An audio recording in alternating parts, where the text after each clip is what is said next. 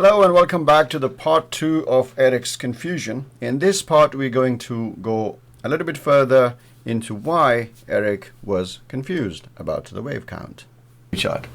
I realized my E-waves bar was showing different from yours at the part where the orange arrow points on my chart shows the bars didn't cross the zero line, but on yours the bars actually did cross the zero line.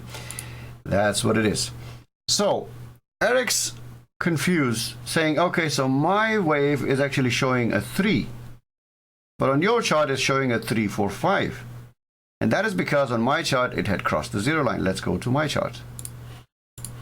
You see, this one doesn't show it, so I'll go to this one. So this is E-waves that we use. This is Snom's E-wave 4-exe.com. That's where you get it. Now on this occasion, and I'm going to make this one point and then the second point. Now, at the moment, you see a 3. Well, previously, it was showing a 3, 4, and a 5. And let me go to that picture again. Not this one. Now, okay, it had not printed it 5 yet. It should have. But it has a 3 and then a cross of zero line and a 5. Now, instinctively, I know that when you have a big peak and then it crosses the zero line and the next peak diverges, you have a 3, 4, 5, right? But Eric's confusion was that he couldn't make it because he thought it was only a wave 5. And that concept that I just explained a few minutes ago, and I will repeat it again, of AO. Now this is the M1 chart, right? If you have a peak of AO, and then there's the next one and that diverges, this actually indicates that the internal structure of the wave. So on this time frame, it is wave 3. But if you were to go on a lower time frame, if you were to go to split this chart between this point and this point, you will see a completed wave inside, and that is the fractal geometry of the market that we teach here. So this is 3 and 5 on this, but then it goes further closer to the zero line, and when it goes very close to the zero line, that actually indicates that on this, even on this time, you can consider that this is a 3 and this is a 4, and then you have a tight box and sleeping gata. So if it goes further down and creates a divergence, so because this wave has diverged, these ones are now, these divergences are actually showing the inner structure of this wave 3. So you have a whole 3 here. Within it, you have, this is very interesting for me and probably confusing for some of you.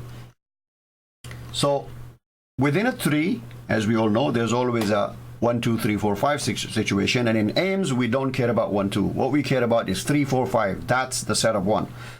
Now, within this 3, we have a 3, 4, 5 inside it, which is this, this, and this. Now, if you were to go to, let's say, because this is the M1 chart, if you were to split this chart and you went to from 60-second, 1 minute chart is a 60-second, right? If you went to like 40-second chart, then you would have, even on a 50-second chart, then you would have a cross of zero line here, and then the E-wave would show 3, 4, 5 here. But what I'm stressing on is this. Learn to count the waves using the principle taught in the 10-second Elliott Wave ebook. All right. I will be launching a new video course on this very soon because I want to make it very, very clear. I mean, I've made a lot of videos in the past, but they are in the past, so I'm going to make new ones and it's going to be a lot of fun. Let's go back to the chat. So if Eric knew how to count Elliott wave using not just E-wave, but Ames wave and the concept behind it, he would be able to see that within the 3 down, you have 3, 4, 5 using that concept. And then even within that 3, can you see this? You have these divergences, and that actually has a 3, 4, 5 inside it, in which it will be 3, 4, and 5. Let me just put that. Let's do it. So within that, within these, let me make them bigger so you can see them. And this is an important thing that I want to talk about as well. I'm putting these numbers on the chart, but actually I'm getting the counts from the wave. So looking both at the wave, Ames wave or E wave or the histogram or AO, and the price chart, I'm creating this count. So inside this wave 3, we have 1, 2 somewhere there. So I'll just put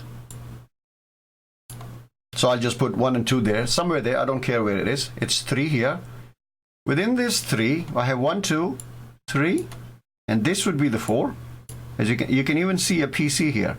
More on this later. Check out my PC video. PC indicates a wave 4 of a lower time frame. So in PC, and so I can call it a 4, and then this is the 5 confirmed by the divergence. Now if this was a higher time frame and I wanted to check this count, listen to this carefully, I would have marked this area from the start, where I think is the start of 1 and where I think is the end of 5.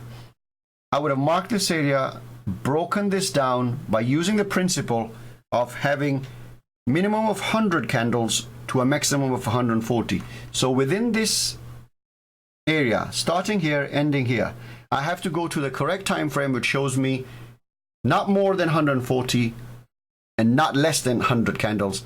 And then if I see a picture of a 3 with a cross of 0 line and a 4 down, that will be a correct count. I hope you learned something in this video, and this is exciting. I mean, I love this. This method is fantastic. It's changed my life, and it can change your life as well. And if you like this video, please hit the like button, subscribe to my channel to watch more of these amazing videos like this. I'm going to teach you how to trade better, knowing based on the structure of the market. If you know the structure of the market, you know when to trade and which direction to trade, no matter what the price kings and all of them tell you. Don't listen to them. Listen to the underlying structure of the market, because the structure is always right. Thank you for watching. I hope you liked this video, and if yes, please hit the like button. Do you have any questions or ideas for upcoming videos? Then leave a comment. Also subscribe to the channel and hit the bell icon so that you never miss any future videos.